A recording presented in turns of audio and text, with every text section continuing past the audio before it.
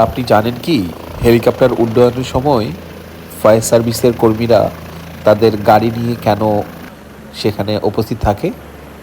এটা আজকে বিস্তারিত জানতে পারবেন।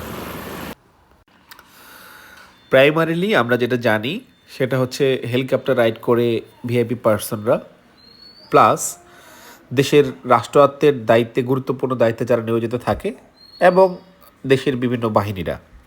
তো এখন বিভিন্ন এজেন্সি, বিভিন্ন প্রবাসী ভাইয়েরা বা বাংলাদেশের যারা বিশিষ্ট ব্যবসায়ী মানুষ বা বড় ধরনের শিল্পপতি মানুষ তারাও হেলিকপ্টার রাইড করছেন, কেননা বিভিন্ন এজেন্সি সহজ মূল্যে বা লভ্যে তাদের হেলিকপ্টার রাইড করার সুযোগ দিচ্ছেন। সো এক্ষেত্রে আমরা হরহামেশাই দেখি নির্দিষ্ট স্থানে বা হেলিপ্যাড যেখানে আছে সেখানেই হেলিকপ্টারগুলো ল্যান্ড করে।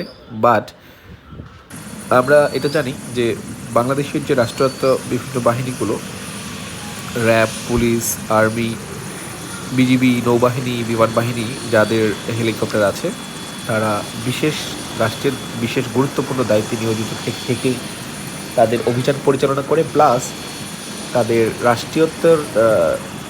রাষ্ট্রের যে বড় বড় অনুষ্ঠানগুলো বা বড় বড় প্রোগ্রাম, সেখানে আমাদের যখন বাংলাদেশের ভিআইপি পার্সনরা সেখানে উপস্থিত হয়, ঠিক সেখানেই কেবলমাত্র ফায়ার সার্ভিসের গাড়িগুলো বা ফায়ার সার্ভিসের গাড়ি রেডি পজিশনে থাকে, যাতে করে কোনো ধরনের যদি দুর্ঘটনার সম্মুখীন হতে মানে পারে বা কোনো ধরনের দুর্ঘটনা যদি হওয়ার উপক্রম হয়, সাথে সাথে তারা যেন ব্যবস্থা নিতে পারে। কেননা একটি দেশের গুরুত্বপূর্ণ ব্যক্তিরাই তখন সেই সমস্ত ভিআইপি প্রোগ্রামে অ্যাটেন্ড করে। সো ফায়ার সার্ভিস তাদের সেফটি ইনশিওর করার জন্য সেখানে উপস্থিত থেকে তাদের ইনশিওর করে যে সিকিউরিটি ফার্স্ট।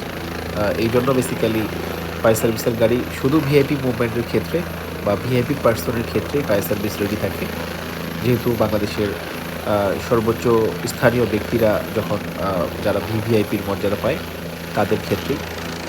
সো আর অ্যাজ ইউজুয়াল আমরা যেটা দেখি যে যখন যে কোনো স্থানে ফায়ার সার্ভিস ল্যান্ড করলে সেখানে নির্দিষ্ট হেলিপ্যাডই ল্যান্ড করে, তাদের জন্য কোনো ফায়ার ফাইটার বা তাদের ফায়ার সার্ভিসের ব্যবস্থা থাকে না অ্যাজ ইউজুয়াল।